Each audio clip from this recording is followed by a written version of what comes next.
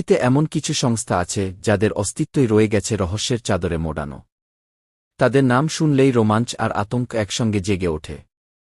ঠিক তেমনি এক সংস্থা হল মোসাদ। ইসরায়েলের এই গোপন গোয়েন্দা সংস্থা বিশ্বের সবচেয়ে ভয়ঙ্কর এবং দক্ষ সংস্থাগুলোর একটি। আজকে আমরা জানব মোসাদের ইতিহাস, গোপন মিশন, প্রশিক্ষণ, বিতর্ক, সবকিছু।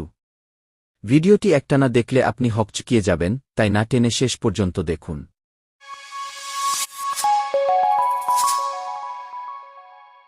মোসাদ প্রতিষ্ঠিত হয় ১৯৪৯ সালের ১৩ ডিসেম্বর।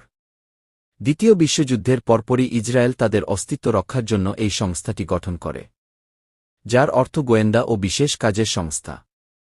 মোসাদের প্রধান কাজগুলো হল বিদেশি গোয়েন্দা তথ্য সংগ্রহ, শত্রুপক্ষের মধ্যে গুপ্তচর নিয়োগ, আন্তর্জাতিক সন্ত্রাসবিরোধী অভিযান পরিচালনা, ইসরায়েলের শত্রুদের বিরুদ্ধে গোপন হত্যা